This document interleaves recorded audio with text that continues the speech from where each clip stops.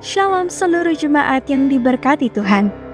Kami mengajak seluruh jemaat secara bersama-sama mendeklarasikan Pentakosta yang ketiga. Pentakosta ketiga adalah pencurahan Roh Kudus yang dahsyat di zaman ini melebihi yang terjadi di Azusa Street. Pentakosta ketiga akan mengakibatkan penuaian jiwa yang terbesar dan yang terakhir sebelum Tuhan Yesus datang kembali. Pentakosta ketiga akan membangkitkan generasi Yeremia, yaitu anak-anak muda yang penuhi Roh Kudus, cinta mati-matian kepada Tuhan Yesus, tidak kompromi terhadap dosa, dan akan bergerak untuk memenangkan jiwa. Pentakosta ketiga lahir di Indonesia dan bergerak ke bangsa-bangsa. Gerakan ini dari timur ke barat dan akan kembali ke Yerusalem. Pentakosta ketiga akan memberikan kuasa untuk menyelesaikan amanat agung dan setelah itu Tuhan Yesus datang kembali. Selamat beribadah dan Tuhan Yesus memberkati. Shalom saudara, seringkali keselamatan dipahami hanya sebagai status rohani bahwa setelah menerima Yesus, maka keselamatan dianggap selesai. Bahkan dalam kehidupan sehari-hari, pemahaman ini bisa muncul dengan berbagai ungkapan sederhana. Misalnya, yang penting sudah percaya, atau kita kan hidup oleh anugerah. Kemudian, keselamatan itu bukan soal perbuatan baik. Oleh karena itu, dalam Voice of Pentecost kali ini, kita akan membahas mengenai hubungan antara anugerah dan perbuatan dalam proses keselamatan. Alkitab dengan jelas mengajarkan bahwa keselamatan adalah anugerah Allah dan bukan hasil usaha manusia. Namun Alkitab juga menekankan pentingnya perbuatan manusia sebagai respon terhadap anugerah keselamatan. Pemahaman yang memisahkan anugerah dengan tanggung jawab perbuatan manusia jelas tidak sejalan dengan kebenaran Alkitab. Justru ketika Alkitab dibaca secara menyeluruh, jelas para rasul tidak pernah mempertentangkan keselamatan oleh anugerah dengan perbuatan orang percaya untuk hidup taat. Kita sebagai orang percaya tidak duduk diam tanpa tanggung jawab, tetapi juga tidak berjalan dengan kekuatan sendiri. Kita hidup dengan bersandar pada Allah yang terus bekerja di dalam diri kita, menolong kita untuk mau dan mampu hidup sesuai kehendaknya. Alkitab tidak mengenal anugerah yang pasif. Anugerah yang sejati selalu aktif, bekerja di dalam hidup kita, dan menghasilkan pertumbuhan, ketaatan, serta buah yang memuliakan Allah. Maka kita dapat mempelajari hubungan antara anugerah keselamatan dengan perbuatan melalui 3 pandangan praktis berikut. Pertama, Rasul Yohanes mengajar bahwa kasih bukan sekadar perasaan atau pengakuan lisan. Kasih yang sejati selalu tampak dalam tindakan nyata. Hubungan yang sejati dengan Allah pasti membawa perubahan hidup nyata dalam cara kita hidup dan mengasihi orang lain. Yohanes tidak sedang mengajarkan bahwa kita diselamatkan oleh perbuatan, melainkan menegaskan bahwa iman yang sejati selalu menghasilkan buah dalam kehidupan nyata. Yang kedua, dalam teologi Kristen, keselamatan merupakan sebuah proses.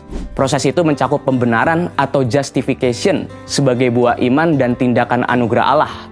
Pengudusan atau sanctification sebagai proses transformasi hidup yang dijalani dalam kerjasama dengan Roh Kudus untuk menjadi serupa dengan Yesus.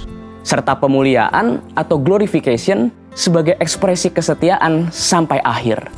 Inilah keseimbangan Alkitabiah yang harus dipegang oleh gereja, bahwa keselamatan sepenuhnya adalah anugerah Allah, namun dijalani secara aktif oleh kita sebagai orang percaya dengan perbuatan dalam karya dan kuasa Roh Kudus.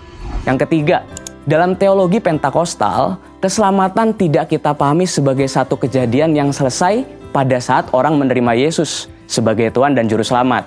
Keselamatan dilihat sebagai hubungan yang hidup dengan Allah, yang kita jalani setiap hari di bawah pimpinan Roh Kudus. Dengan kata lain, keselamatan bukan hanya pengalaman masa lalu, tetapi kehidupan yang sedang dan terus kita jalani. Kita sebagai orang percaya bukan hanya berkata, "Aku sudah selamat," tetapi juga, "Aku mau terus berjalan, terus kembali kepada Tuhan dan hidup setia sesuai dengan anugerah yang telah kuterima." Sebagai kesimpulan, anugerah dan perbuatan orang percaya tidak pernah dipertentangkan, melainkan ditempatkan dalam hubungan yang benar. Keselamatan adalah sepenuhnya anugerah Allah. Namun anugerah yang menyelamatkan itu tidak pernah berhenti pada status, tetapi juga diresponi dengan perbuatan kita yang menghasilkan buah dalam kehidupan nyata sebagai orang percaya. Dengan demikian, iman Kristen tidak pernah mengajarkan keselamatan oleh perbuatan manusia, tetapi juga tidak mengenal iman yang pasif. Keselamatan adalah relasi hidup dengan Allah yang oleh anugerahnya kita jalani dalam perbuatan dan ketaatan, serta dipelihara sampai akhir dalam kuasa Roh Kudus. Kita menghidupi iman keselamatan sampai keselamatan itu digenapi sepenuhnya saat Kristus datang kali yang kedua. Karena itu perbuatan baik bukanlah dasar keselamatan, tetapi tanda bahwa anugerah keselamatan itu sungguh nyata dan bekerja di dalam hidup kita sebagai orang percaya. Seperti kertas bersih yang bahkan hanya ternoda satu titik, lalu kita berusaha untuk menambal atau menghapusnya, namun tidak akan bisa mengembalikannya menjadi seperti semula, kecuali kalau kertas tersebut menjadi baru. Inilah anugerah Allah yang kita terima dalam lahir baru. Karena kita sadar bahwa standar keselamatan adalah sempurna tanpa celah dan kita tidak bisa memenuhinya. Tapi kabar baiknya, kasih dan anugerahnya yang melayakkan kita. Sehingga kita meresponnya dengan pertobatan dari dosa dan hidup berbuah dalam kasih Allah. Anugerah bukanlah izin untuk kita berbuat dosa, tapi menjadi alasan untuk kita terus bertobat dari dosa. Karena kita menerima kebesaran kasih dan anugerahnya, maka kita meresponnya dengan perbuatan dan hidup sesuai kebenaran firman-Nya. Untuk penjelasan lebih lengkap dari tim teologi kami, silakan scan QR Code yang tersedia atau buka website kami di gbgatsu.id. Tuhan Yesus memberkati.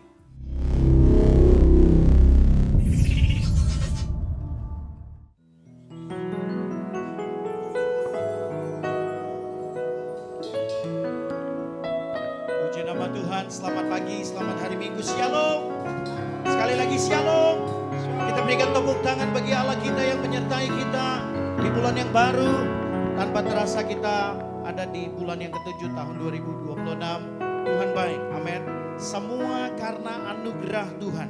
Tadi dijelaskan VOP bahwa anugerah bukan untuk kita dapat berbuat dosa seenaknya saja, tapi anugerah Tuhan menuntun kita untuk ada terus dalam pertobatan dan pengenalan akan Allah. Amin. Mari saya menjemput semuanya bangkit berdiri dan mengawali ibadah kita di pagi hari ini. Mari sama-sama kita perkatakan Mazmur 91. Dalam lindungan Allah, orang yang duduk dalam lindungan yang maha tinggi dan bermalam dalam naungan yang maha kuasa akan berkata kepada Tuhan, tempat perlindunganku dan kubu pertahananku, Allahku yang kupercayai. Sungguh dialah yang akan melepaskan engkau dari jerat penangkap burung, dari penyakit sampar yang busuk. Dengan kepaknya ia akan menundungi engkau, di bawah sayapnya engkau akan berlindung. Kesetiaannya ialah perisai dan pagar tembok. Engkau tak usah takut terhadap kedahsyatan malam, terhadap panah yang terbang di waktu siang, terhadap penyakit sampar yang berjalan di dalam gelap, terhadap penyakit menular yang mengamuk di waktu petang. Walau 1000 orang rebah di sisimu dan 10.000 di sebelah kananmu, tetapi itu tidak akan menimpamu. Engkau hanya menontonnya dengan matamu sendiri dan melihat pembalasan terhadap orang-orang fasik. Sebab Tuhan ialah tempat perlindunganmu, yang maha tinggi telah kau buat tempat perteduhanmu. Malapetaka tidak akan menimpa kamu, dan tulah tidak akan mendekat kepada kemahmu. Sebab malaikat-malaikatnya akan diperintahkannya kepadamu untuk menjaga engkau di segala jalanmu. Mereka akan menatang engkau di atas tangannya, supaya kakimu jangan terandung kepada batu. Singa dan ular betung akan kau langkahi, engkau akan menginjak anak singa dan ular naga. Sungguh hatinya melekat kepadaku, maka aku akan meluputkannya. Aku akan membentenginya sebab ia mengenal namaku. Bila ia berseru kepadaku, aku akan menjawab. Aku akan menyertai dia dalam kesusahan. Aku akan meluputkannya dan memuliakannya. Dengan panjang umur akan kukenyangkan dia, dan akan kuperlihatkan kepadanya keselamatan yang daripadaku. Berikan tepuk tangan kepada Allah kita, sorakan Hosana.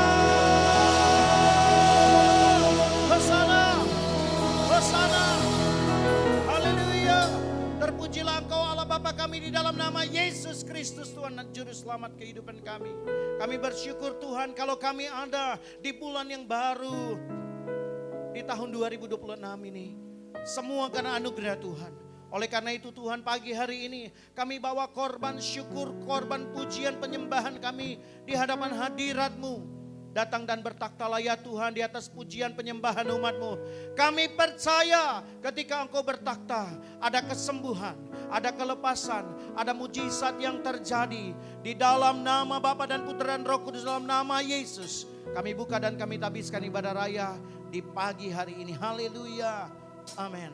Bapak Ibu jemaat dipersilakan duduk kembali dalam hadirat Tuhan.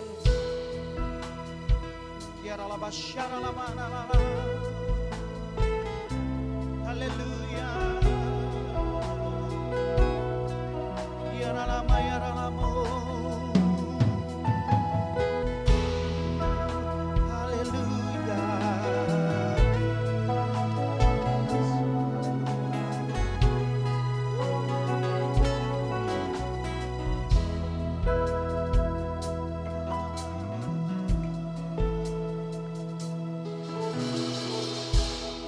Saat ku menyembahmu,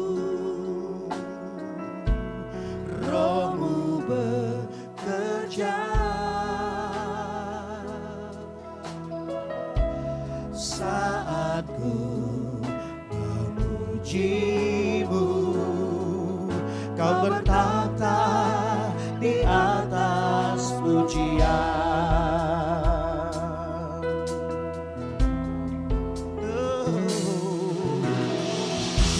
Saat ku menyembah-Mu, Roh-Mu bekerja. Saat ku memuji-Mu, Kau bertata di atas pujian. Ku angkat hatiku, ku pandang kekudusan-Mu. Oh, saat ku sembah, ku puji-Mu, ku rasakan kehadiran-Mu Tuhan. Ku angkat hatiku, ku pandang kekudusan-Mu. Oh, saat ku sembah, ku puji-Mu, ku rasakan kehadiran-Mu Tuhan. Dari awal sama-sama nyanyikan. Saat ku menyembah-Mu, Roh-Mu bekerja.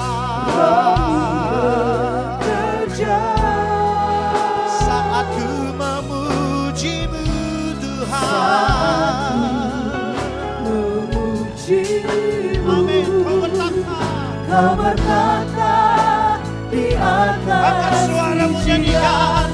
Ku angkat hatiku, ku pandang kekudusan-Mu. Saat ku sembah, ku puji-Mu, ku rasakan kehadiran-Mu Tuhan. Ku angkat hatiku, kami memandang kekudusan-Mu Tuhan. Ku pandang kekudusan-Mu. Saat ku sembah, saat ku sembah,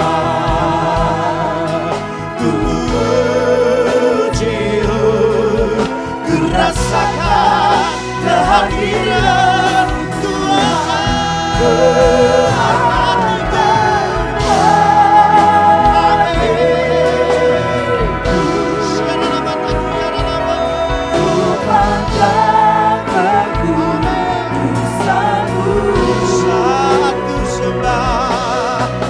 saat ku sembah, ku puji-Mu, ku rasakan kehadiran-Mu. Biar musik saja, mari angkat tanganmu, sembah Dia, sebab Dia layak disembah. Engkaulah segala-galanya, Engkau yang menuntun setiap langkah kami.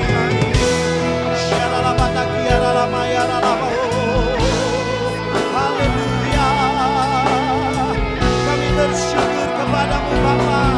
Haleluya, ku angkat hatiku, ku pandang kekudusan-Mu. Saat ku sembah, saat ku sembah, ku puji-Mu, ku rasakan kehadiran-Mu Tuhan. Ku angkat hatiku, ku pandang kekudusan-Mu. Saat ku sembah, ku puji-Mu, ku rasakan kehadiran-Mu Tuhan. Saat ku sembah, ku puji-Mu, ku rasakan kehadiran-Mu Tuhan. Haleluya. Kami rasakan kehadiran-Mu Bapa. Kami rasakan hadirat-Mu, hadirat-Mu Tuhan, memenuhi setiap kami. Hadirat-Mu Bapa, memenuhi hati kami. Kami mau bersyukur buat segalanya. Kami mau menaikkan pujian kami kepada Allah yang hidup, Yesus Tuhan.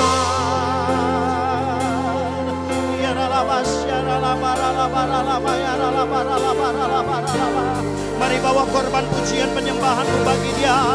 Mari angkat suaramu, mari bersyukur.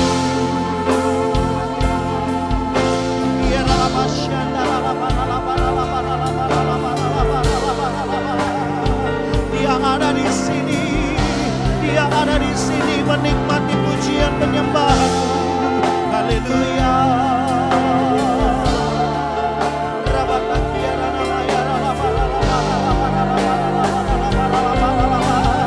Yesus kau besar.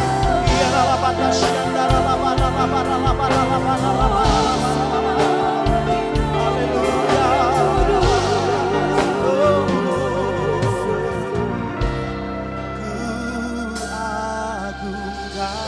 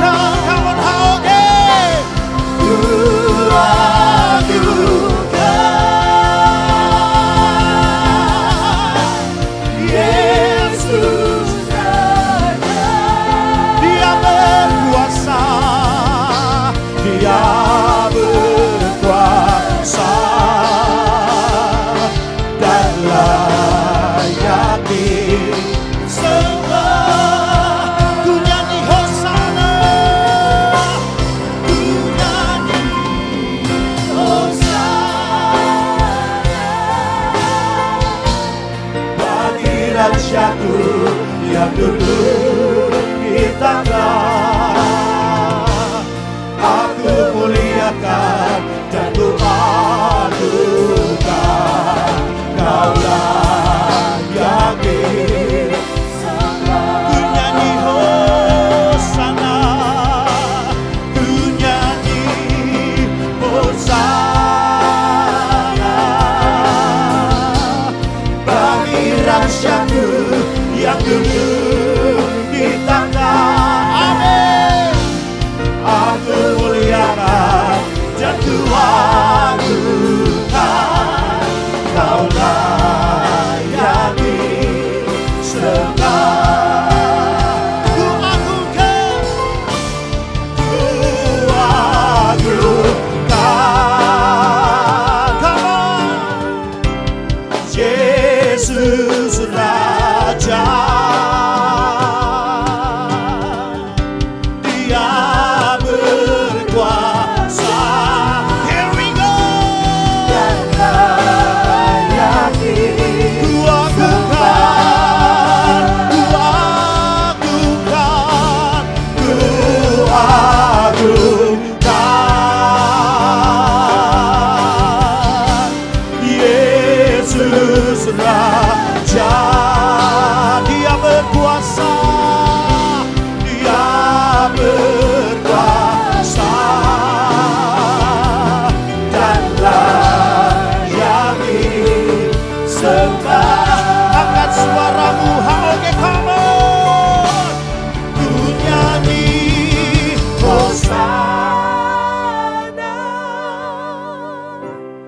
bagi Rajaku yang duduk. Hanya Yesus saja, hanya Yesus saja. Aku muliakan dan ku agungkan, Kaulah yang one more time, hallelujah. Ku nyanyi hosana, ku nyanyi hosana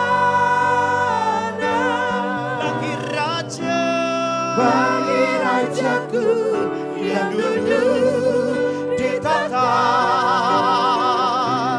Aku muliakan dan ku agungkan, Kaulah yang disembah. Kami memuji kebesaran, kami memuji kebesaran. Ajaib, ajaib Tuhan, ajaib. Kami memuji kebesaran, kami memuji kebesaran. Ajaib, ajaib Tuhan,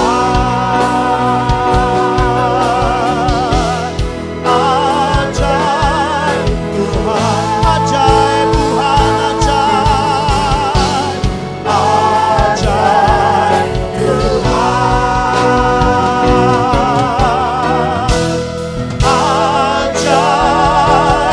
Tuhan.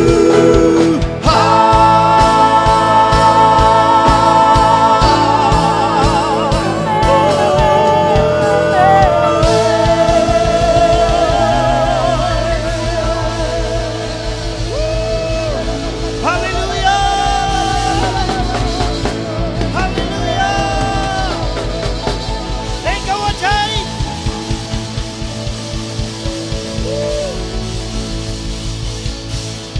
Amin, amin. Engkau ajaib Tuhan. Langit menceritakan kemahakuasaan Tuhan. Dan kami berdoa dalam nama Yesus. Karena Engkau hidup dan berkuasa, Engkau ajaib itu. Maka kami punya pengharapan bahwa Indonesia dipulihkan Tuhan. Kami punya pengharapan Indonesia diselamatkan Tuhan. Kami punya pengharapan Indonesia diberkati Tuhan. Diberkatilah pemerintahannya, Bapak Presiden dan Bapak Wakil Presiden, dengan semua kabinet yang ada, semua lembaga tinggi negara yang ada, legislatif, eksekutif, yudikatif, dari tingkat pusat sampai kepada daerah, bahkan sampai kepada kami yang ada di kota Ambon. Di dalam nama Yesus, diberkatilah pemerintahannya, perekonomiannya, keamanannya diberkati. Kami berdoa untuk aparat TNI Polri dari tingkat pusat sampai kepada kami yang ada di kota Ambon, bahkan di provinsi Maluku. Di dalam nama Yesus, Tuhan Engkau Allah yang pegang kendali atas pemerintahan yang ada di Indonesia, bahkan sampai kepada kami yang ada di kota Ambon. Diberkatilah Indonesia, diberkatilah Maluku, diberkatilah kota Ambon, di dalam nama Tuhan Yesus. Pagi siang ini Tuhan, kami berdoa membawa para pemimpin di gereja kami. Kami doakan Pendeta Insinyur Niko Notoraharjo bersama dengan istri dan para wakil gembala di dalam nama Tuhan Yesus. Kami juga berdoa untuk Bapak Gembala kekasih kami, Gembala CK9 bersama dengan Ibu Wakil Gembala di dalam nama Tuhan Yesus. Engkau yang pegang kendali atas setiap pelayanan dan keluarga hamba-hambamu ini Tuhan.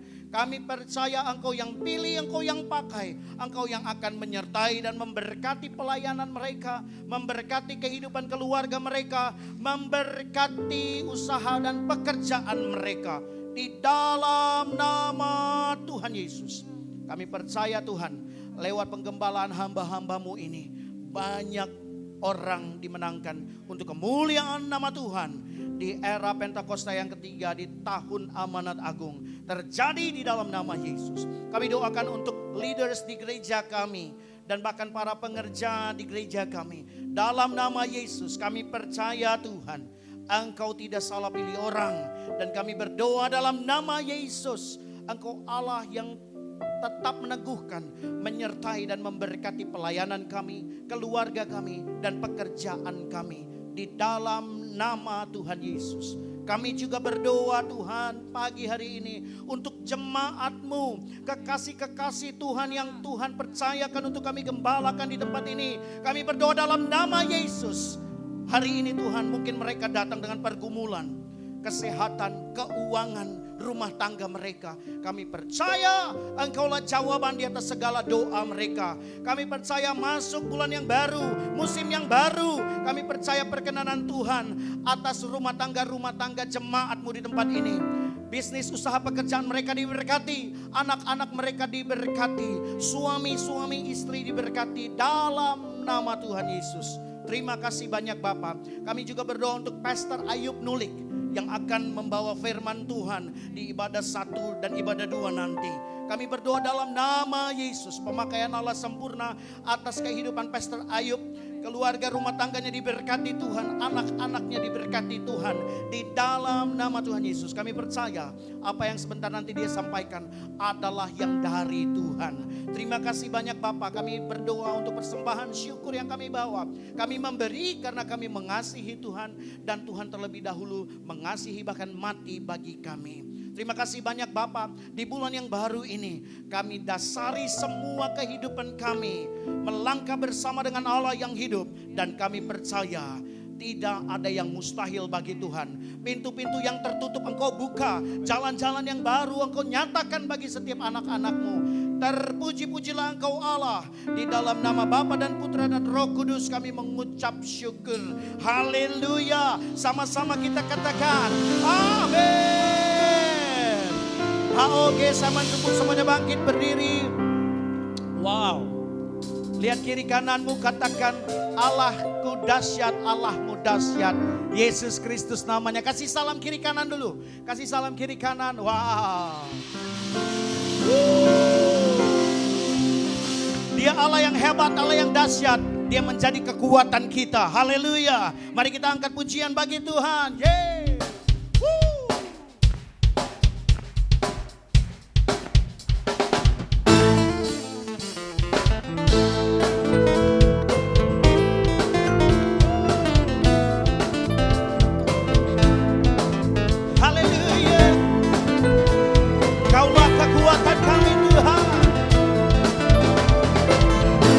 Suaramu bagi Tuhan, katakan meskipun musuh di depanku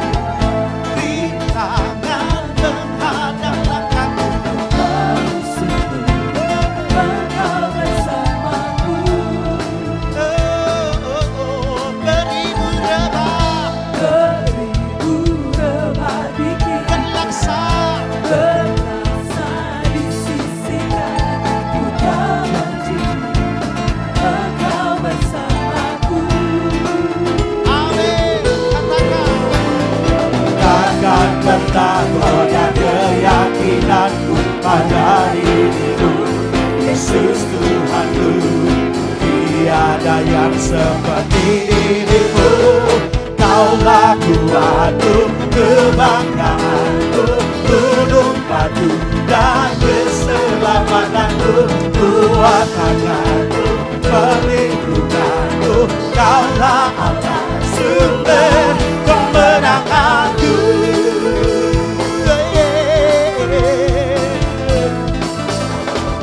Okay, come on. Meskipun musuh di depanku rintangan, engkau janjiku, engkau bersamaku. Oh, come on. Beribu rebah di kiriku, berlaksa di sisi kanan. Ku tahu janjimu, engkau bersamaku. Everybody say, takkan pernah goyah keyakinanku pada diriku. Yesus Tuhanku, tiada yang seperti dirimu. Kaulah kuatku, kebanggaanku, gunung batu dan keselamatanku, kuat tanganku, perlindunganku. Kaulah Allah, sumber kemenanganku. Katakan takkan pernah goyah keyakinanku pada dirimu. Yesus Tuhanku, tiada yang seperti dirimu. Kaulah kuatku, kebanggaanku, gunung batu dan keselamatanku, kuat tanganku, perlindunganku. Kaulah Allah,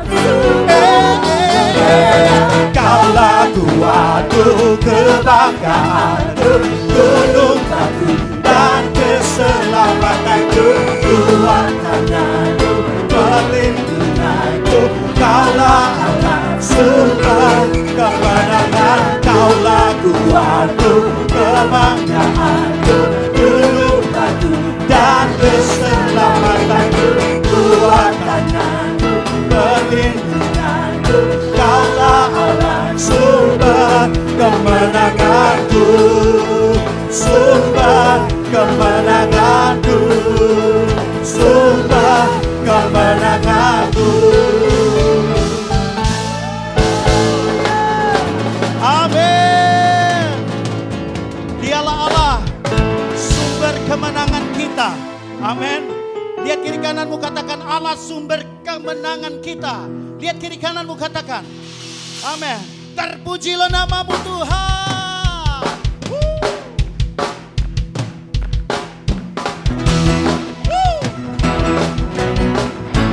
Dia layak dipuji, dimuliakan. Sama-sama nyanyikan, come on.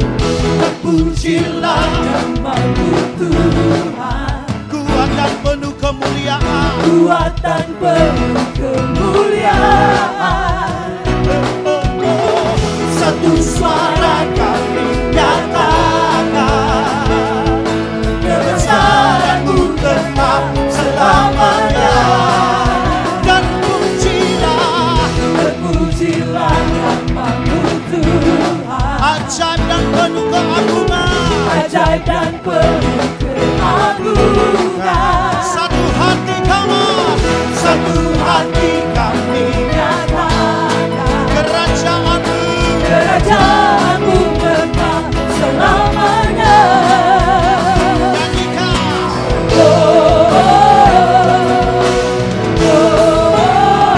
Engkaulah Raja atas dunia, yang menghancurkan kutub dan membebaskan jiwa.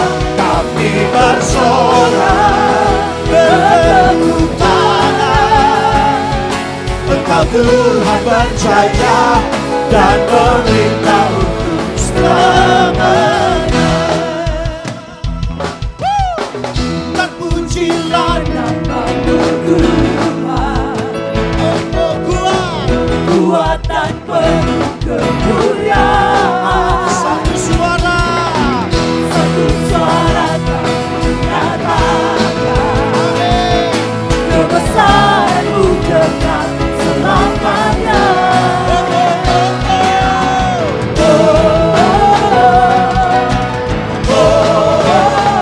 Engkaulah Raja atas dunia yang menghancurkan kutub dan membebaskan jiwa. Kami bersorak bertepuk tangan. Engkau Tuhan percaya dan beritahu Engkaulah Raja. Semua tepuk tangan di atas kepalanya. Yang menghancurkan kutub dan membebaskan jiwa. Engkaulah Raja atas dunia yang menghancurkan kutub dan membebaskan jiwa. Kami bersorak bertepuk tangan. Engkau Tuhan percaya dan memberitahu untuk selamanya.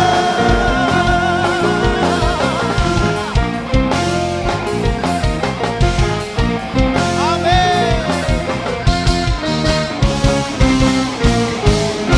Haleluya. Amin. Kita percaya bahwa Dia Allah yang hebat dahsyat. Amin. More. Lagi. Masih mau memuji Tuhan? Yesus sayangku,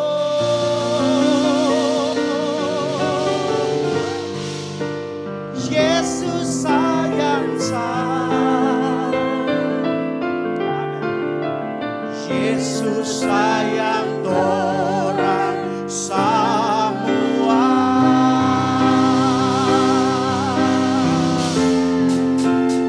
Yesus sayangku, Yesus sayang saya. Amin, amin, amin. Kamu sama-sama. Yesus sayang orang semua. Come on, Seka.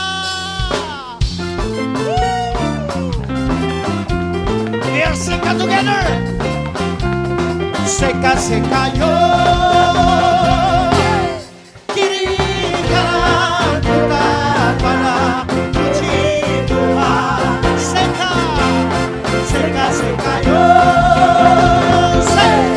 Kiri kanan kita pada puji Tuhan. Tunjuk, tunjuk. Yesus sayangku, Yesus sayang saya, Yesus sayang orang semua. Yesus sayangku, Yesus sayang saya, Yesus sayang orang. Seka, seka, seka, yo. Hey, kiri puji Tuhan. Seka, seka, seka, yo. Hey, kiri kanan. Yesus sayangku, Yesus sayangku, Yesus sayang saya, Yesus sayang orang semua. Yesus sayangku, Yesus sayang saya, Yesus sayang orang semua. Yesus sayang, Yesus sayangku, Yesus sayang saya, Yesus sayang orang semua. Yesus sayangku, Yesus sayang saya, Yesus sayang orang semua.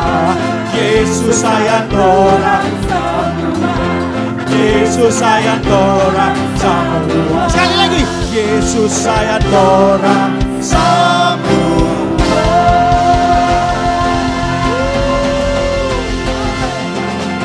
Amin.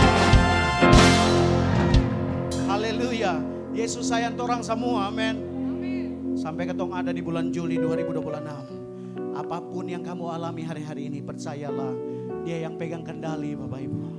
Dipersilakan duduk dalam hadirat Tuhan.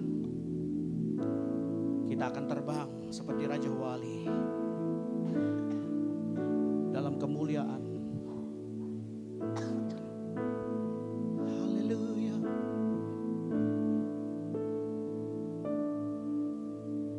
Lingkupiku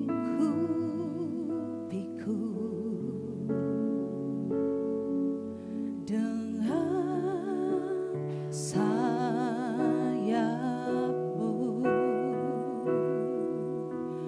naungiku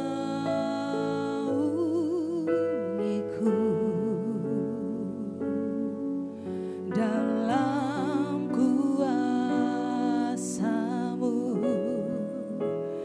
di saat badai bergelora. Ku akan terbang bersama-Mu, Bapa Kau Raja atas semesta. Ku tenang sebab Kau Allahku.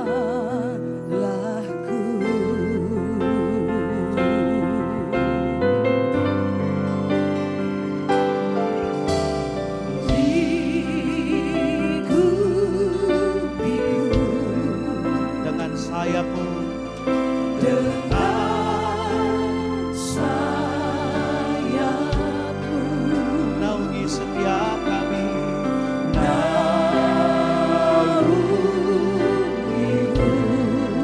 Dalam kuasa-Mu, dalam kuasa-Mu di saat badai bergelora.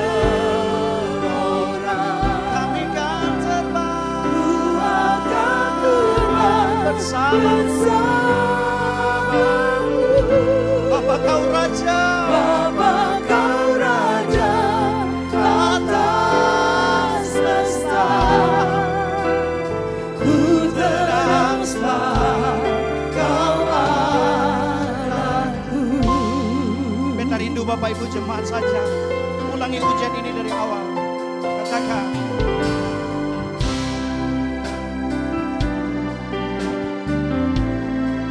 dengan sayapmu,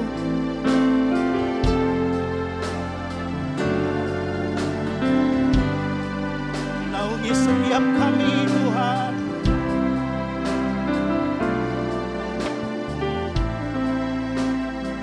Dalam kuasa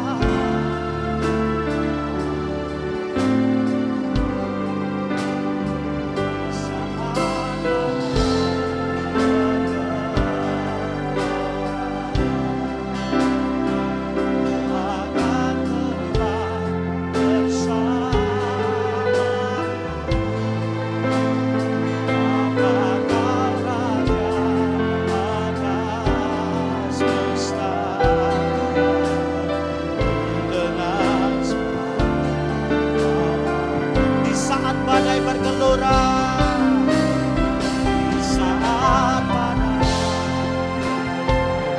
Ini kami Tuhan, kami kan terbang bersama-Mu. Kau Raja atas semesta. Tenang semua, Kau di saat badai bergelora, ku akan terbang bersama-Mu. Bapa Kau Raja atas semesta. Pegang hidup kami Bapa, pegang hidup kami Yesus. Di saat badai, di saat badai bergelora. Terima kasih Tuhan. Ku akan kan terbang bersamamu. Oh, Bapa Kau Raja atas semesta, ku tenang sebab Kau anakku. Mari tenang di hadirat Tuhan sebelum firman-Nya melawat hidupmu dan hidupku. Mari bersyukur buat segala kebaikan-Nya. Mari jangan diam dalam ruangan ini. Mari bersyukur untuk setiap kebaikan Tuhan, untuk usia yang baru, untuk rahmat yang baru, untuk penyertaan Tuhan yang baru dalam hidupmu.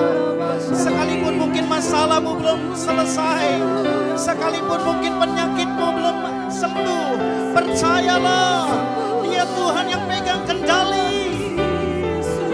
Kami kan terbang bersamamu bagai Raja Wali dalam kemuliaan. Kami percaya Tuhan, kami percaya rencana-Mu indah, rencana-Mu dahsyat.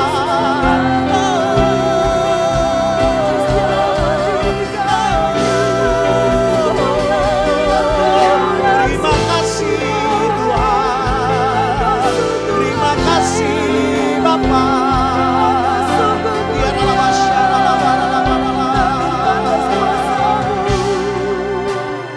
Thank Tuhan Yesus.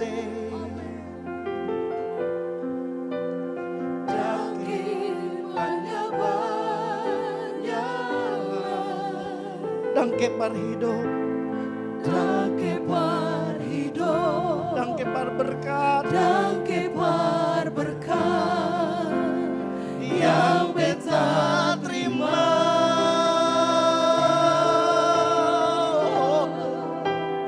Dangke Tuhan Yesus, mari bersyukur. dangke banyak-banyak. Beta percaya, beta percaya. Beta percaya Tuhan beserta Tuhan beserta selama-lamanya. selama-lamanya.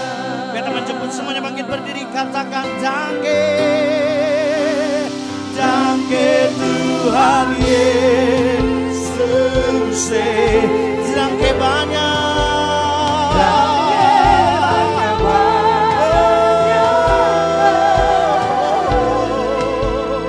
Dangke par hidup, Dangke par dangke berkat par berkat yang beta terima.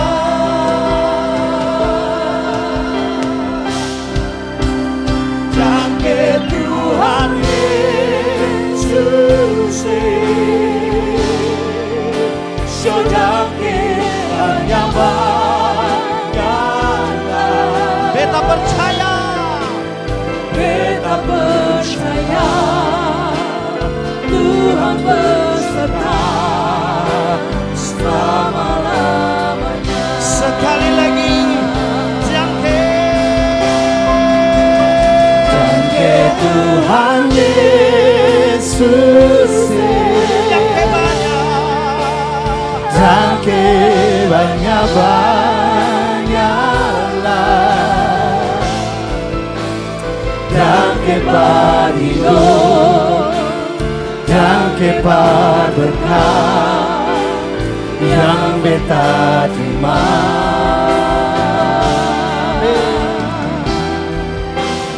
Dangke Tuhan Yesus, dangke banyak-banyaklah. Beta percaya Tuhan beserta selama-lamanya. Beta percaya Tuhan beserta. Beta percaya Tuhan beserta selama-lamanya. Sekali lagi katakan, beta percaya Tuhan beserta. Beta percaya Tuhan beserta.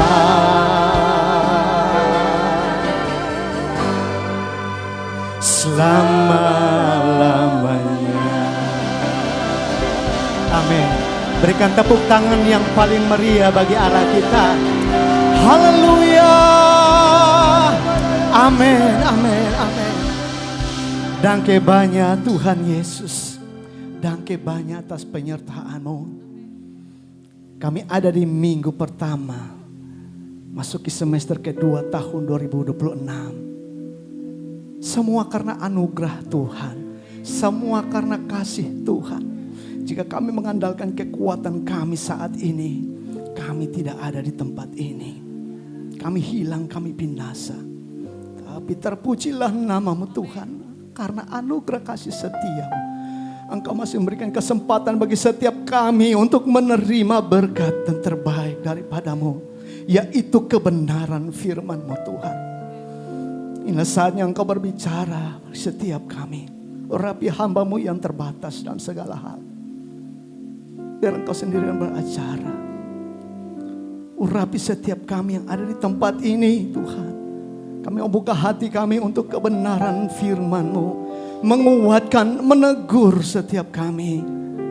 Untuk kami tetap setia dan iman kami semakin kuat di dalam-Mu. Dan kebanyakan Tuhan Yesus, ini kami siap untuk mendengarkan kebenaran firman-Mu.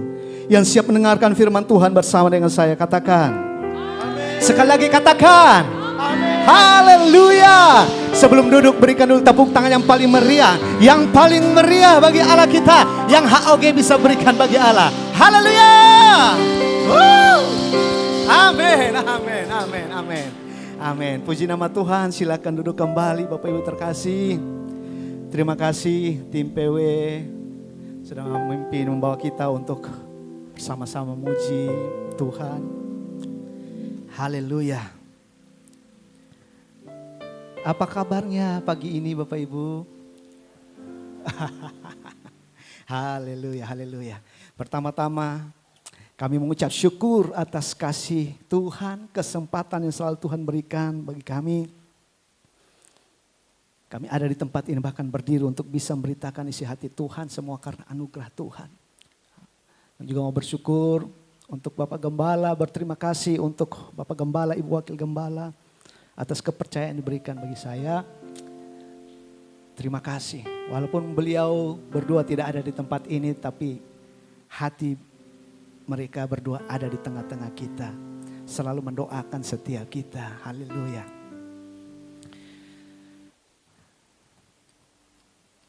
Masih ada sukacita, amin. Kita sudah ada di tengah-tengah 2026. Akhir 2025, ada begitu banyak orang bilang begini, wah 2026 gelap. 2026 gelap. Tidak ada yang bisa meraba apa yang akan terjadi. Dalam segala bidang, ekonomi bahkan pendidikan. Tapi buktinya kita sampai ada di tempat ini, kita semua sehat. Berarti apa? Tuhan masih mengasihi kita, amin. Haleluya, haleluya. Kalau kita datang tempat ini hanya untuk mencari berkat Tuhan, memang tidak salah. Tapi itu juga tidak semuanya benar. Saya bertanya dari tempat ini, seberapa kita percaya, pada saat kita percaya sama Tuhan, kita mengikut Tuhan, kehidupan kita baik-baik saja. Angkat tangannya yang percaya. Wow. Pada saat kita percaya sama Tuhan, kita mengikut Tuhan, doa kita selalu dijawab, dikabulkan Tuhan. Siapa yang percaya? Angkat tangannya. Wah, ini berarti doanya selalu dikabulkan Tuhan. Siapa yang percaya? Pada saat dia ikut Tuhan, dia tidak pernah sakit. Angkat tangan. Wih, Oma, luar biasa. Haleluya. Tidak pernah bangkrut. Tidak pernah mengalami kecelakaan. Siapa? Yang terakhir, siapa yang percaya ikut Tuhan, kehidupannya tanpa masalah. Bapak Gembala sering tanya, tempat yang tidak ada masalah di Ambon ini di mana? Taeno. Benar. Kalau tidak mau masalah, tempatnya di sana. Ya, luar biasa. Saya melihat dari tempat ini semua wajah-wajah yang penuh dengan sukacita. Tapi saya tahu dalam hati saya, setiap kita datang dengan masalah sendiri-sendiri, ya kan? Iya kan? Saya lihat wajah-wajah dari sini penuh juga masalah, termasuk yang ngomong ya, termasuk yang ngomong. Tapi puji Tuhan sampai saat ini kita diberikan kesempatan untuk mendengarkan firman Tuhan. Berarti ini adalah cara ajaib Tuhan untuk bekerja dalam kehidupan kita. Setelah saya diberikan kesempatan untuk memberikan sesuatu bagi Bapak Ibu. Ini sangat tidak enak. Tuhan memberikan firman ini, tapi saya harus bagikan. Karena ini Tuhan mau untuk saya bagikan bagi kita semua. Sebelum saya menyampaikan untuk Bapak Ibu, saya juga sudah belajar dari firman Tuhan. Akan terus belajar. Ya kan? Seringkali kalau kita dengar khotbah mengenai 3 langkah untuk menghidupi firman Tuhan, kita hidup sukses. 5 langkah untuk kita berdoa, setiap doa kita dijawab. Oh, kita luar biasa bersemangat, exciting. Apalagi yang khotbah di sini ada humor-humornya, ada lucu-lucunya. Pasti pulang ingat lucu-lucunya saja, ya kan? Firmannya lupa. Tapi hari ini saya kasih temanya juga sudah mulai berat ya. Saya kasih tema begini bahwa menyembah Tuhan di tengah kehancuran. Bapak Ibu, tidak nyaman, tapi saya harus sampaikan bagi kita semua. Karena hari-hari ke depan, hari-hari yang tidak menentu, hari-hari yang ke depan tidak pasti. Kalau kita menaruh iman kita pada posisi yang salah, tidak kuat, kita akan hancur lebur. Biar firman ini menguatkan kita semua. Kita akan belajar bersama-sama. Ada satu tokoh di dalam perjanjian lama.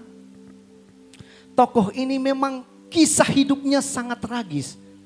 Ya kan? Kisah hidupnya sangat tragis. Dan tokoh ini namanya Ayub.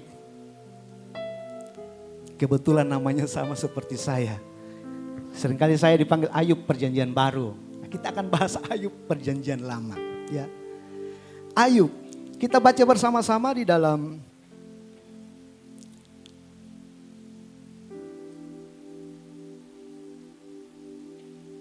Ayub pasalnya yang pertama, ayatnya yang ke-20, 21 dan 22. Kemudian kita baca dalam Ayub pasal yang kedua, ayat yang ke-9, ayat yang ke-10. Kita baca dulu pertama Ayub pasal yang pertama, ayatnya yang ke-20. Maka berdirilah Ayub, lalu mengoyak jubahnya dan mencukur kepalanya. Kemudian sujudlah ia dan menyembah. Ayat yang ke-21, katanya dengan telanjang aku keluar dari kandungan ibuku. Dengan telanjang juga aku akan kembali ke dalamnya. Tuhan yang memberi, Tuhan yang mengambil. Terpujilah nama Tuhan. Ayat yang ke-22, dalam kesemuanya itu Ayub tidak berbuat dosa dan tidak menuduh Allah berbuat yang kurang patut. Kita lompat pasal yang kedua, ayat yang ke-9 sampai ayat yang ke-10. Ayub 2 ayat ke-9, demikian bunyi firman Tuhan. Maka berkatalah istrinya kepadanya, masih bertekunkah engkau dalam kesalehanmu? Kutukilah Allahmu dan matilah. Ayat ke-10, tetapi jawab Ayub kepadanya, engkau berbicara seperti perempuan gila. Apakah kita mau menerima yang baik dari Allah tetapi tidak mau menerima yang buruk? Dalam kesemuanya itu Ayub tidak berbuat dosa. Puji nama Tuhan. Kita mulai awal perkenalan dulu dengan tokoh yang namanya Ayub. Pasal 1 ayat 1 dia mulai begini. Ada seorang laki-laki di tanah Uz bernama Ayub. Orang itu yang pertama saleh. Yang kedua jujur. Yang ketiga takut akan Allah. Dan yang keempat menjauhi kejahatan. Ayub itu saleh, tam. Bahasa Ibraninya Ayub itu saleh tam. Artinya begini, tanpa celah. tanpa celah, ya kan? Yang kedua, yasar, jujur. Jujur artinya lurus. Dia tidak berbelok-belok, tidak menyimpang. Yang ketiga, yire Elohim. Takut akan Allah. Dan yang keempat, di situ sar merah yang artinya begini, menjauhi diri dari kejahatan. Jadi kalau dia tahu di situ ada kejahatan, dia menghindar, menjauh, atau dia berputar balik. Dia tidak mendekat kepada kejahatan itu. Karakter Ayub ini sangat dipuji oleh Tuhan. Bahkan karakternya dicatat 3 kali di dalam 2 pasal. Pasal 1 dan pasal 2 dicatat 3 kali. Ayub adalah orang yang saleh, orang yang jujur, orang yang takut akan Allah dan menjauhi kejahatan 3 kali. Kalau Alkitab mencatat 3 kali berarti karakter Ayub ini perfect, sempurna. Karakter moralnya sangat sempurna.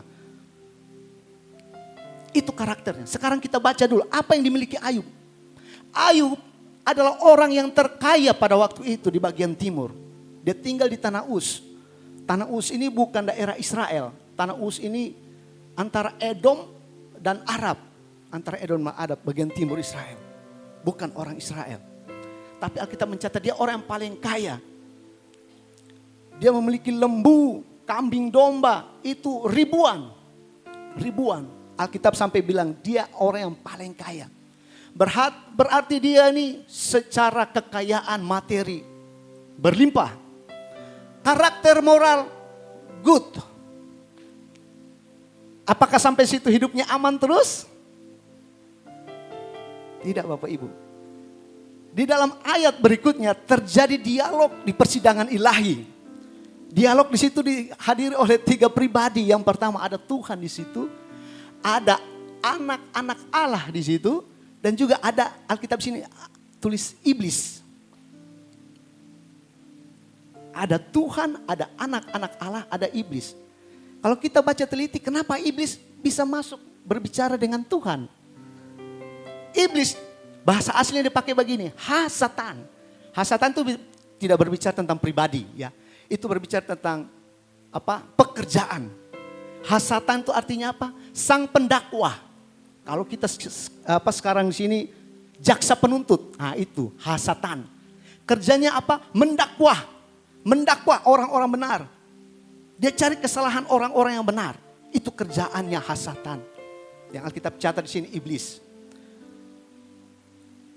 Tuhan begitu bangga dengan namanya Ayub.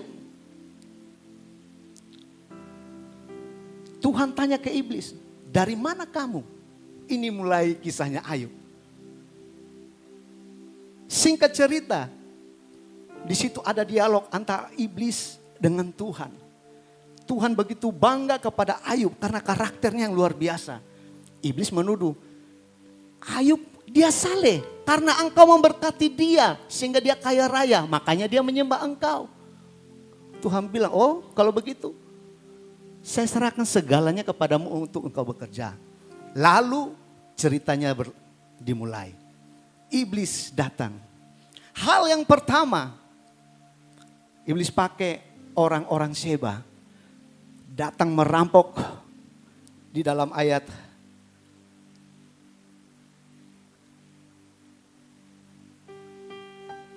ke-15. Datanglah orang-orang Sheba menyerang dan merampas serta memukul penjaganya dengan mata pedang. Hanya aku sendiri yang luput sehingga memberitahukan hal ini kepada Tuhan.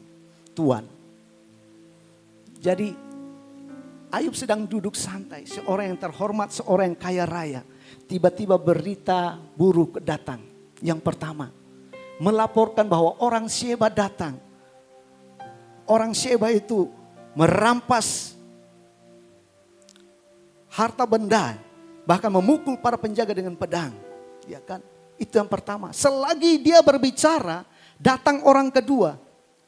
Orang kedua bilang begini, api dari langit menyambar kambing domba. Semua selesai, hangus. Bahkan penjaga semua mati dibakar oleh api. Sisa aku sendiri sehingga aku datang memberitahukan hal ini kepada Tuhan. Selagi dia berbicara belum selesai, datang lagi ayat yang ke-18 itu bilang begini. Datanglah orang lain berkata, anak-anak Tuhan yang lelaki dan yang perempuan. Maaf, yang 17.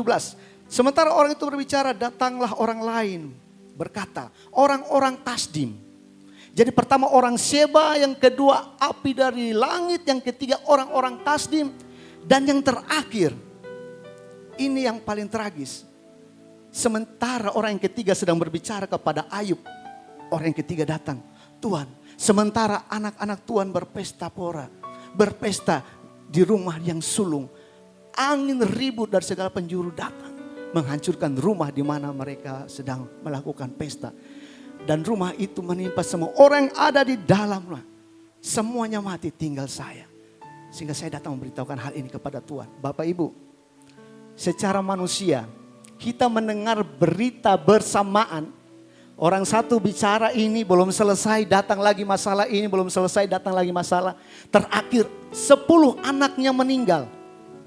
7 anak laki-laki. Bicara tentang kesempurnaan. Bonusnya 3 anak perempuan. 10. Semuanya meninggal. Apa yang dilakukan oleh Ayub, Bapak Ibu? Ini kita akan belajar bersama-sama. Ini yang kita belajar bersama-sama. Ayub tidak mengutuki Tuhan. Ayub tidak mencari kambing hitam.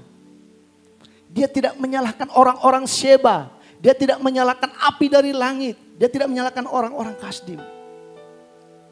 Bahkan angin ribut dia tidak menyalahkan. Tapi apa yang dilakukan oleh Ayub? Yang pertama, ayat yang ke-20. Maka berdirilah Ayub. Dia berdiri karena tidak kuat mendengar setiap hal yang buruk sampai anaknya sepuah meninggal. Dia berdiri. Lalu dia mengoyakkan jubahnya. Yang pertama, mengoyakkan jubah dan mencukur kepalanya. Kemudian sujudlah ia dan menyembah. Artinya begini. Mengoyakkan jubah. Ini orang kaya. Jubah bagian luar itu mahal. Ya, hanya orang kaya aja yang pakai. Tapi dia koyakkan jubah itu. Kemudian apa? Dia mencukur rambutnya. Kepala sebagai orang laki-laki. Apalagi waktu itu zaman patriark. Ya. Ini adalah yang mulia yang dimiliki oleh seorang pria. Tapi dia cukur kepalanya. Habis. Kemudian dia mulai bersujud. Bersujud. Dan dia mulai menyembah.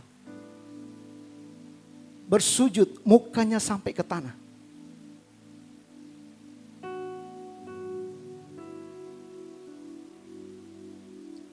Mukanya sampai ke tanah, Bapak Ibu.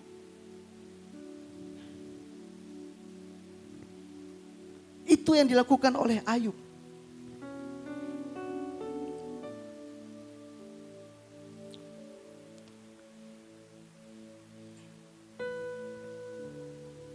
Yang pertama yang kita pelajari di sini adalah benar-benar Ayub mengalami duka yang mendalam sebagai seorang manusia, sebagai seorang ayah, kehilangan harta benda, kehilangan 10 anak-anaknya.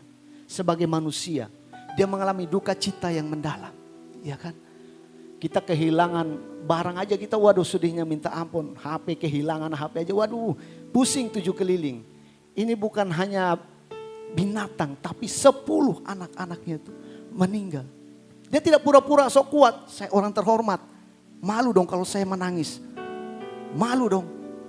Orang semua menghargai saya, menghormati saya, orang paling kaya. Dia tidak pura-pura kuat. Dia sungguh-sungguh mengoyak jubahnya dan mencukur kepalanya. Itu adalah budaya timur dekat kuno ya Bapak Ibu. Itu artinya begini, orang itu sedang mengalami kesedihan yang paling mendalam. Kalau kita di timur sini mungkin kalau orang meninggal, orang yang kita kasih meninggal pasti kita menangis, meratap, meraung.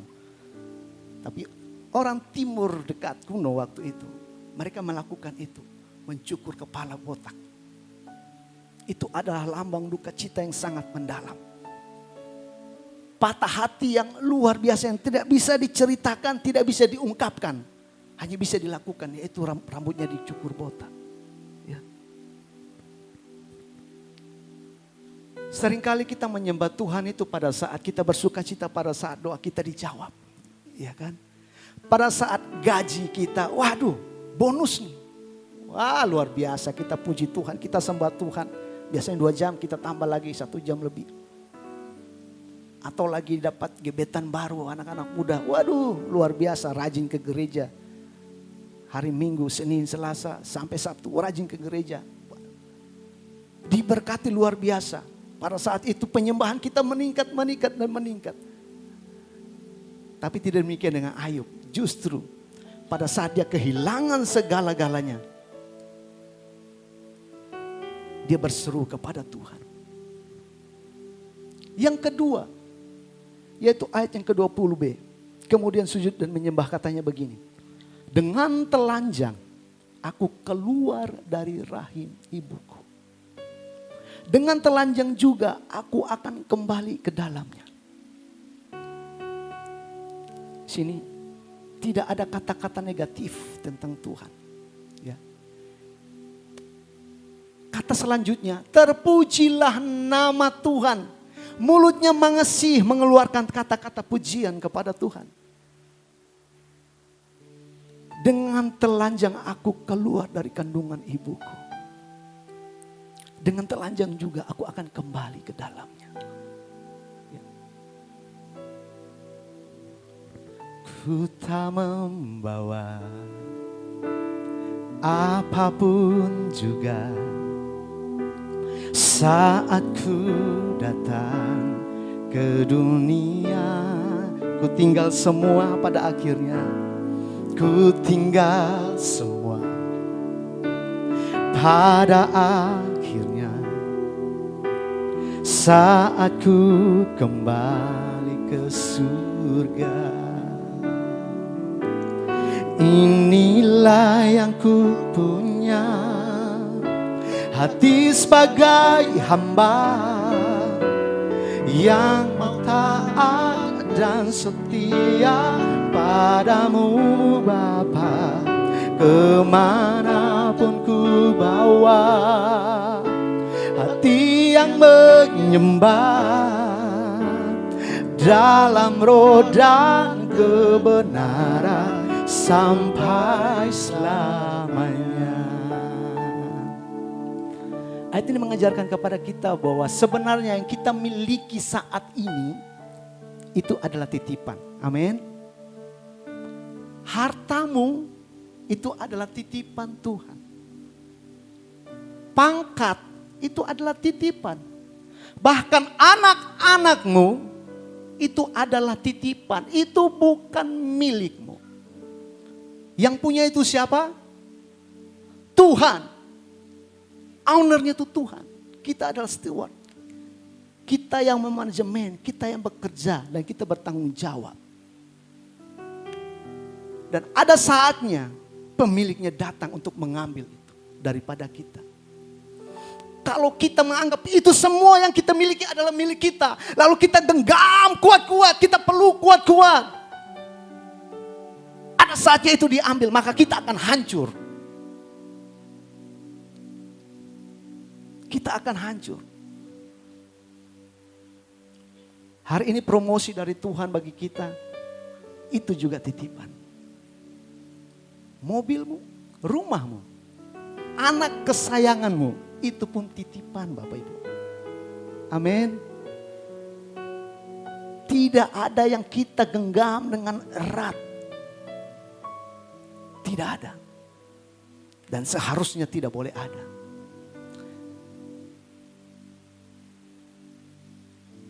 Seringkali orang begini, tidak mau kehilangan. Tidak mau kehilangan seolah-olah itu adalah miliknya.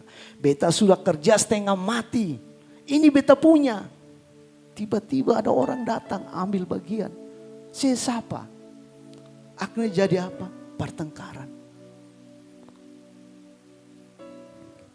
Masih bersama saya Bapak Ibu? Agak berat khutbah ini. Tapi saya harus sampaikan untuk kita semua. Haleluya.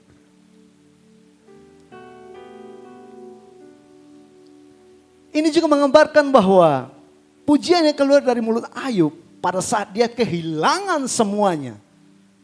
Pada saat kehilangan semuanya, apapun itu, tinggal dia sebatang kara dengan istrinya, Bapak Ibu. Ya, yang ketiga, dia menolak kepahitan dengan menyalahkan Allah.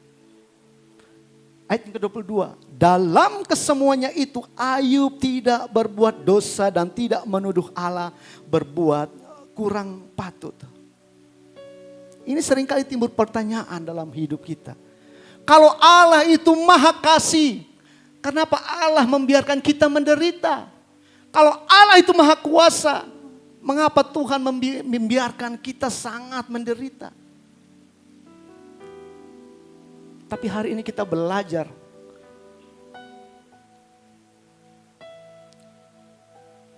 Jangan pernah menyalahkan Allah dalam segala hal. Dengan otak kita yang kecil ini, sebesar Pak Pau ini, kita seringkali mengajarkan Tuhan. Tuhan seharus caranya seperti ini Tuhan. Kita planning seperti ini, pekerjaannya seharusnya seperti ini. Kenapa seperti ini Tuhan? Kita mengajari Tuhan. Padahal Tuhan bilang rancanganku bukan rancanganmu. Jalan-jalanku bukan jalan-jalanmu. Jalan-jalan Tuhan melebihi jalan-jalan kita. Rancangan Tuhan melebihi rancangan kita.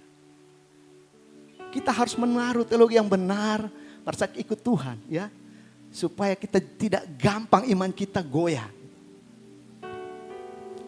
Supaya kita tidak kepahitan lalu menyalahkan Tuhan. 3 hal yang dilakukan oleh Ayub. Sampai Alkitab mengatakan bahwa dalam kesemuanya Ayub tidak berbuat dosa. Kisahnya tidak sampai di sini Bapak Ibu, masih lanjut lagi. Di dalam pasal 2, iblis lagi datang ke sidang ilahi, ketemu dengan Tuhan bersama dengan anak-anak Elohim. Dari manakah kamu? Allah tanya lagi. Dari jalan-jalan keliling bumi. Tuhan bilang, apakah engkau memperhatikan anak hambaku Ayub? Orang yang saleh, jujur, takut akan Tuhan dan menjauhi kejahatan. Ini cobaan kedua yang iblis lakukan untuk Ayub, Bapak Ibu. Ya. Iblis tidak puas. Cobaan pertama Ayub lulus cobaan itu 100%. Karena cobaan itu iblis mau membuktikan kepada Allah bahwa kalau Tuhan tidak memberkati Ayub, pasti Ayub tidak akan menyembah Tuhan. Tapi Ayub tidak gugur dalam tes ini. Dia tetap menyembah Tuhan pada saat semuanya kehilangan. Iblis datang lagi. Dia bilang begini.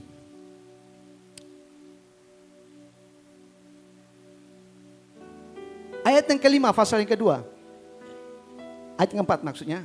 Lalu jawab iblis kepada Tuhan, kulit ganti kulit, orang akan memberikan segala yang dipunyainya ganti nyawanya. Ayat yang kelima, tetapi ulurkanlah tanganmu dan jamalah tulang dan dagingnya, ia pasti mengutuki engkau di hadapanmu.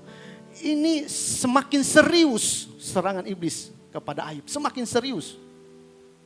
Iblis bilang begini, kulit ganti kulit. Oh iya, yang penting dia yang mati, dia akan berikan semuanya ada miliki supaya nyawanya tetap aman. Ya Tuhan bilang gini, oke. Aku serahkan tubuhnya kepadamu. Tapi sayangilah nyawanya. Maksudnya begini, jangan sampai Ayub mati. Iblis bikin apa saja, tapi jangan sampai Ayub mati. Gitu.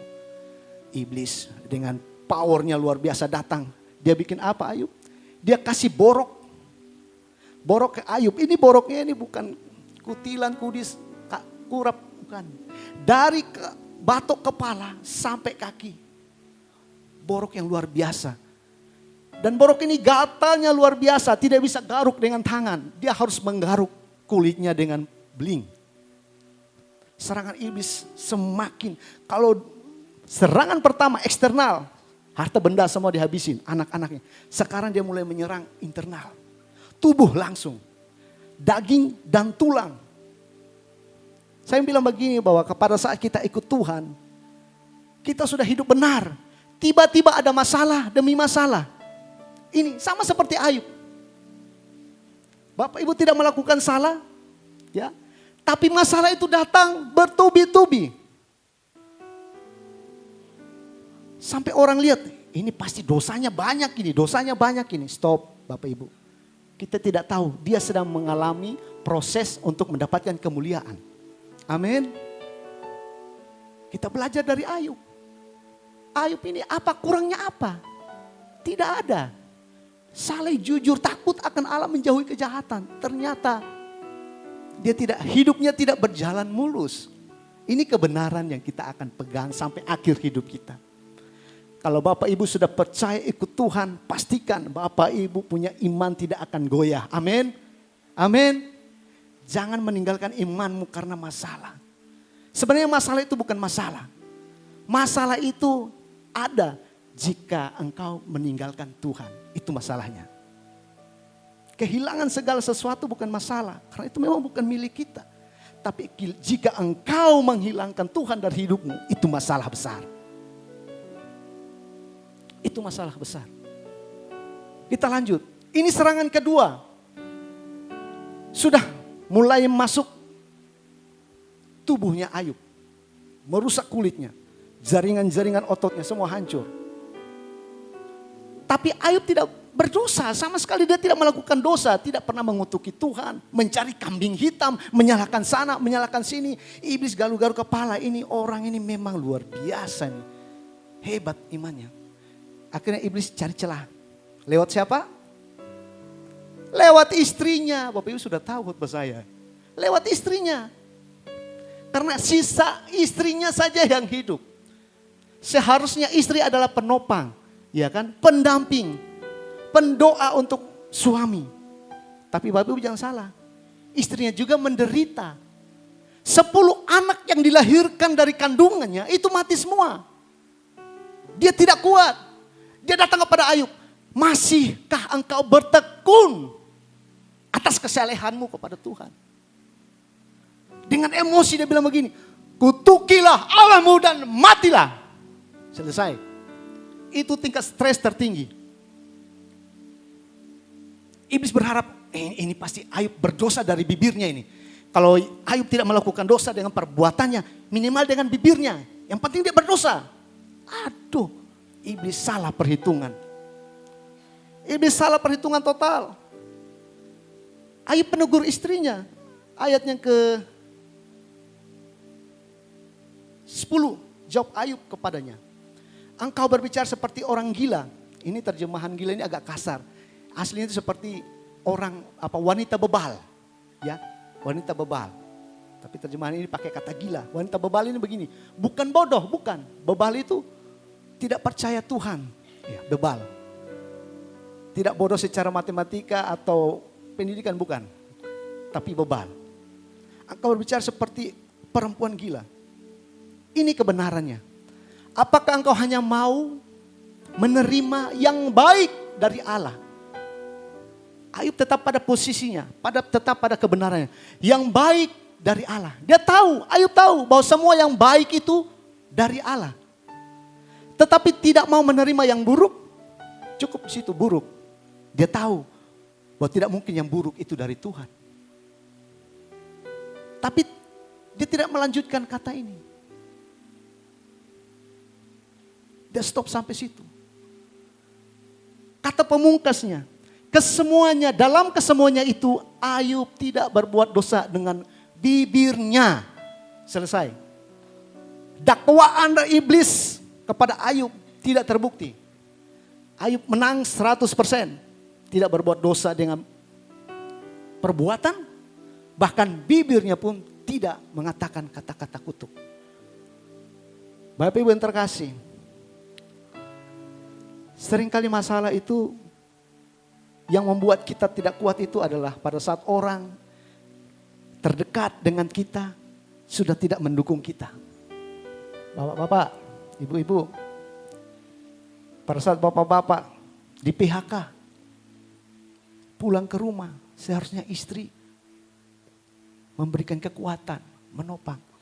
Tapi sudah di PHK, jatuh, pulang, dimarahin istri, tertimpa tangga. Seperti itu. Di sini ada yang seperti istrinya Ayub.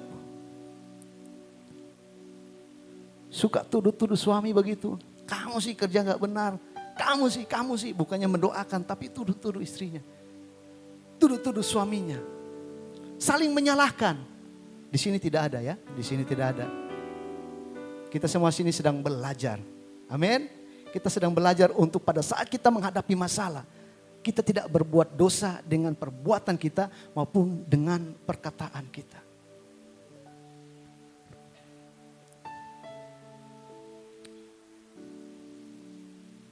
Ayub, pada saat Ayub memarahi istrinya, Ayub bilang begini, apakah kita mau menerima yang baik dari Allah tetapi tidak menerima yang buruk? Ini teologi yang benar yang perlu kita pegang, Bapak Ibu. Ini kita masuk di dalam teologi penyembahan orang dewasa. Jadi kita menyembah Tuhan bukan ada apanya. Kita menyembah Tuhan bukan ada apanya. Tapi terlepas daripada itu, kita menyembah Tuhan karena siapa Dia. Itu berbeda, Bapak Ibu. Kalau kita menyembah Tuhan karena ada apanya, memang Tuhan itu kaya luar biasa. Bisa memberkati kita, bahkan orang berdosa pun mendapatkan berkat. Semua orang ciptaan manusia mendapatkan berkat. Sama, Tuhan tidak pilih-pilih kasih. Karena Dia Maha Kasih. Tapi penyembahan dewasa yaitu apapun keadaanku, apapun yang menimpaku saat ini. Mungkin aku dipecatkah, pekerjaanku hancurkah, usaha bisnisku runtuhkah. Aku mau tetap menyembah Tuhan. Aku mau bersujud di hadapan Tuhan dan menyembah Tuhan. Dan biarlah mulutku tetap mengatakan, terpujilah Tuhan. Amin. Satu lagi saya mau bilang bahwa pada saat bersujud dan menyembah, posisi kita itu rata dengan tanah, Bapak Ibu. Kepala yang seharusnya di atas, itu taruh di bawah. Taruh di bawah. Itu artinya dia berserah penuh kepada otoritas yang paling tinggi. Yang melampaui kekuatannya. Dan pada saat dia bersujud, itu artinya dia tidak bisa pada posisi menyerang. Apakah ada orang bersujud dia bisa menyerang? Tidak bisa. Dia pada saat dia bersujud itu posisi pasrah. Posisi berserah. Kalau hari-hari ini kita kurang bersujud di hadapan Tuhan, mari. Bersujud di hadapan Tuhan. Tanggalkan segala kekuatanmu. Kekuatanmu, pikiranmu. Tanggalkan itu. Bersujud di hadapan Tuhan. Berserah sama Tuhan.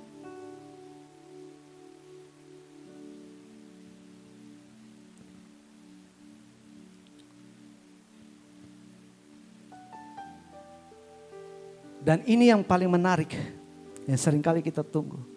Setelah semua hal dilewati oleh Ayub, ayat yang paling menarik apa? Ayub mendapatkan 2 kali lipat. Ayub mendapatkan 2 kali lipat dari apa yang telah hilang. Bapak Ibu, saya bilang begini bahwa apa yang pernah hilang dari kehidupan Bapak Ibu, percaya. Tetap tekun menyembah kepada Tuhan dengan hati yang benar, dengan mulut yang benar. Yang hilang sebenarnya tidak benar-benar hilang. Amin. Tuhan akan tambahkan 2 kali lipat. Tapi posisi hati yang benar kita menyembah Tuhan. Jangan sampai kita menyembah Tuhan, Tuhan beta mau dapat yang 2 kali lipat itu. Itu juga salah teologinya. Kita menyembah Tuhan karena Dia layak disembah apapun keadaan kita. Tapi kalau apapun yang hilang dari hidup kita, Tuhan tambahkan, kembalikan 2 kali lipat. Itu adalah bonus. Itu adalah bonus.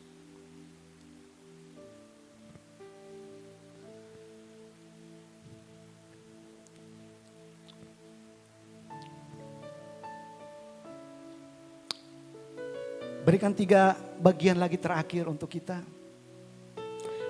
Mungkin saat ini ada Bapak Ibu yang mengalami kehilangan. Ada masalah saat ini, saya yakin ada di tengah-tengah kita.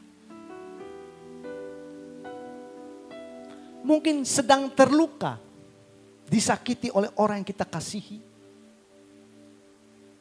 Atau rekan bisnis kita menggunting dari dalam.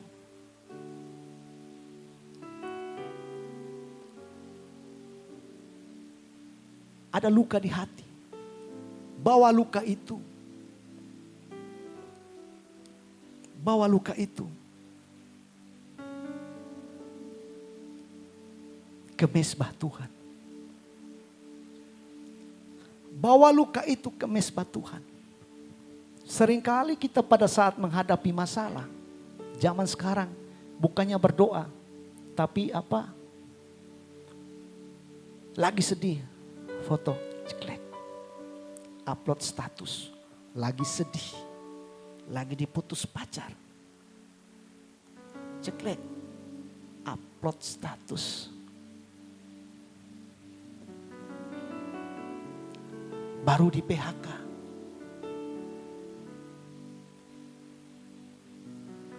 Sekarang media sosial mengambil bagian paling banyak dalam hidup kita. Seharusnya pada saat kita menghadapi masalah, kita harus datang sujud bertekuk lutut di hadapan Tuhan.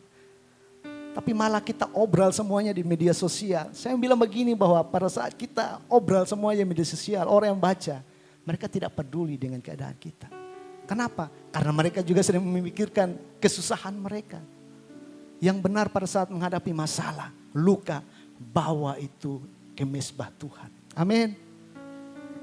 Yang kedua, jaga lidah. Jaga lidah. Mungkin kita tidak melakukan pembunuhan, itu dosa besar. Oh iya, tapi ingat, dosa lidah itu juga bahaya. Suka gosip. Semakin gosok, semakin sip. Fitnah sana sini. Jaga lidah. Kalau ada masalah, tutup mulut. Duduk, bersujud di hadapan Tuhan dan mulai memuji Tuhan. Jangan mulai cari kambing hitam, menyalahkan orang lain. Orang tidak tahu apa-apa, disalah-salahin. Akhirnya apa? Iblis, kita salah-salahin. Iblis bilang, aduh, betalai, betalai. Padahal kita lebih jahat dari iblis, kita menyalahkan iblis. Yang ketiga, kalau pada saat kita menghadapi masalah akhir-akhir ini, saat ini, putuskan untuk kita tetap menyembah Tuhan. Amin.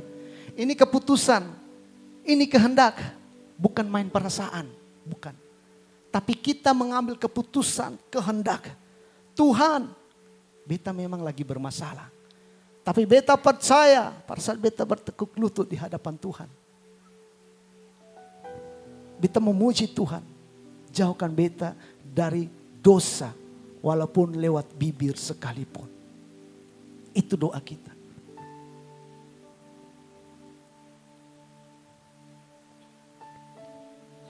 Saya akan tutup dengan sebuah kesaksian.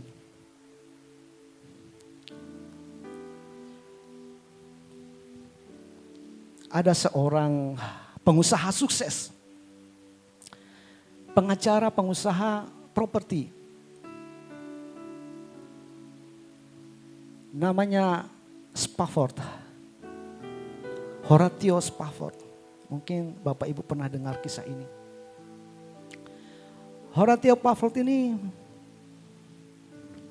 tinggal di Chicago. Pengusaha, dia juga hamba Tuhan. Dia berteman dekat dengan D.L. Moody. D.L. Moody ini pengkhotbah zaman itu. Ya. Pada tahun 1870, anaknya yang pria, masih kecil, tiba-tiba sakit dan tidak bisa tertolong, meninggal. Tahun 71, kebakaran besar melanda Chicago. Api menghanguskan semua properti usaha daripada Spafford. Bangkrut.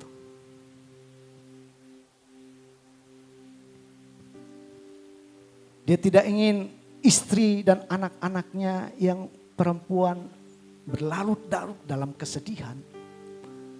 Dia mengajak mereka untuk berlibur ke Eropa. Maka mereka menaiki sebuah kapal. Ville du Havre. Kapal Prancis. Mereka naik dari Chicago, dari New York. Tujuannya yaitu Eropa. Dalam pelayaran dengan kapal ini, kapal uap waktu itu. Dari arah berlawanan ada kapal barang. Dari Scotland. Berlawanan arah mau ke Amerika. Di tengah-tengah samudra Atlantik yang dalam, yang dingin, terjadi tabrakan. Mungkin waktu itu sonar belum modern seperti sekarang ya. Terjadi tabrakan di tengah-tengah samudra Atlantik. Kapal barang itu menabrak lambung kapal daripada penumpang yang ditumpangi oleh istri dan 4 anaknya dengan penumpang lainnya. Dalam waktu 12 menit kapal ini tenggelam. Sebelum tenggelam, istri dari Spafford ini sempat memeluk ke-4 anaknya, perempuan yang masih kecil waktu itu. Memeluk mereka erat-erat, tapi karena derasnya air, karena langsung tenggelam kapal ini, hanya 12 menit kapal itu tenggelam. Pelukannya terlepas. Dan ke-4 anak perempuan yang masih kecil-kecil meninggal. Terbawa dengan bangkai kapal masuk ke dalam samudra Atlantik yang dalam. Mujizatnya Anna Spafford, istri dari Spafford, selamat. Setelah dia sampai di Eropa seberang, dia mengirimkan telegram kepada suaminya. Safe alone. Hanya saya sendiri yang selamat. Bapak Ibu, penderitaan Spafford begitu luar biasa. Kenapa dia waktu itu tidak bersama-sama dengan mereka? Ternyata ada ceritanya. Pada saat mereka mau berangkat, Spafford ada urusan bisnis. Makanya dia menyuruh istri dan ke-4 anaknya duluan. Nanti Spafford menyusul. Tapi rencana Tuhan berbeda. Rencana manusia yang indah jadi buruk. Spafford seketika menyusul istrinya di seberang. Menaiki sebuah kapal dan kapal itu melewati samudra Atlantik. Terdengar kapten kapal bilang begini, Tuan Spafford, menurut perhitungan kami, kapal yang membawa ke-4 anak Tuan Spafford ada di bawah kita. Ada di bawah kita. Spafford mendengar itu. Dia masuk ke kabinnya. Dia mengambil sebuah kertas. Dia mengambil sebuah pena. Lalu dia menulis sebuah himne.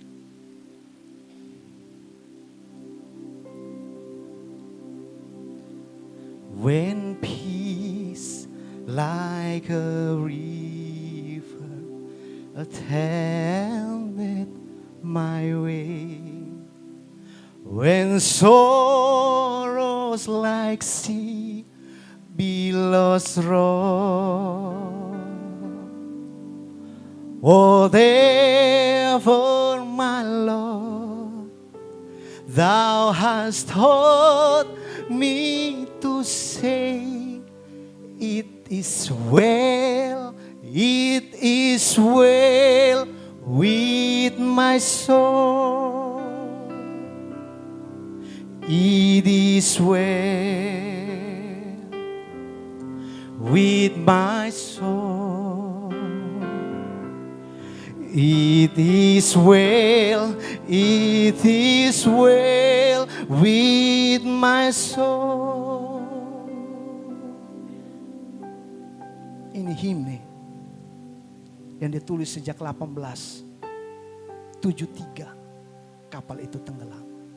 Dan sampai saat ini lagu ini luar biasa, himne ini luar biasa. Memberikan kekuatan bagi kita pada saat kita di tengah badai, di tengah masalah. Kita mau tetap katakan, tenanglah jiwaku. Amin. Tenanglah jiwaku. Stop menyalahkan orang lain. Stop menyalahkan keadaan. Berlutut menyembah di hadapan Tuhan. Pagi hari ini, saya akan mendoakan Bapak Ibu yang sedang dalam pergumulan.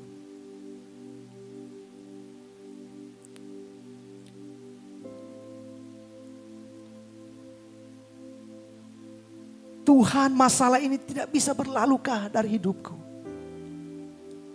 Masalah ini belum selesai, kenapa Tuhan kasih masalah ini lagi? Masalah ini belum selesai, kenapa Tuhan tambahkan masalah ini lagi? Tuhan, saya tidak mampu, saya sudah tidak kuat. Mari berseru kepada Tuhan. Stop naikkan statusmu, masalahmu di hadapan banyak orang melalui medsos. Stop. Masuk ke ruangan. Bawa lukamu itu di hadapan Tuhan melalui mezbah doamu.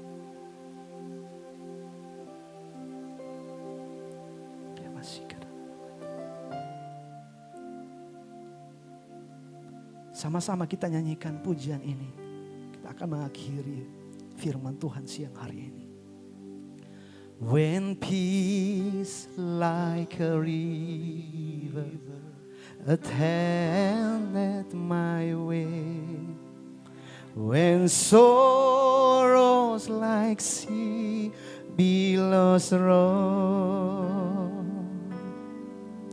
whatever my Lord, thou hast taught me to say, it is well with my soul, it is well, it is well with my soul. It is well with my soul. Sekali lagi nyanyikan dari awal, katakan. When peace like a river attended my way, when sorrows like sea billows roll, whatever my Lord, thou hast taught me to say, it is well with my soul. Angkat tanganmu, nyanyikan. It is well with my soul. It is well with my soul. It is well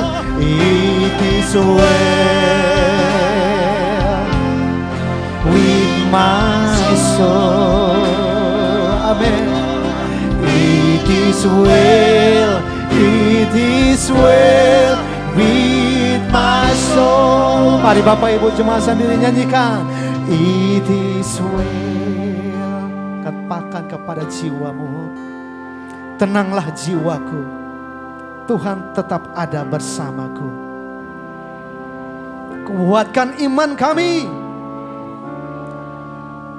Serukan. It is well. It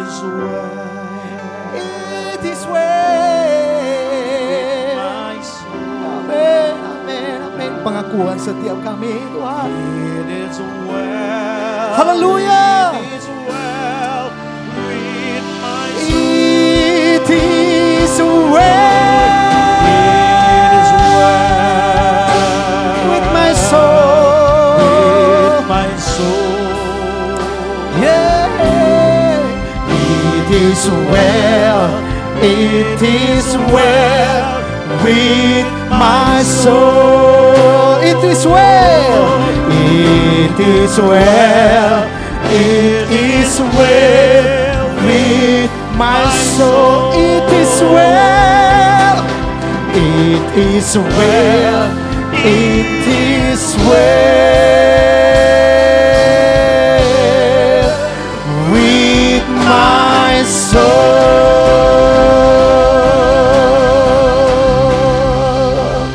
Amin, amin, amin, amin. Terima kasih Tuhan, terima kasih atas kebenaran firman-Mu. Biar kami mengerti Tuhan, kami menyembah Engkau bukan apa adanya, tapi kami menyembah Engkau karena Engkau Tuhan Allah yang perkasa, yang layak untuk disembah. Tidak ada alasan lain Tuhan, sebab hanya Engkau yang layak disembah. Terima kasih Tuhan yang melepaskan berkat untuk setiap kami.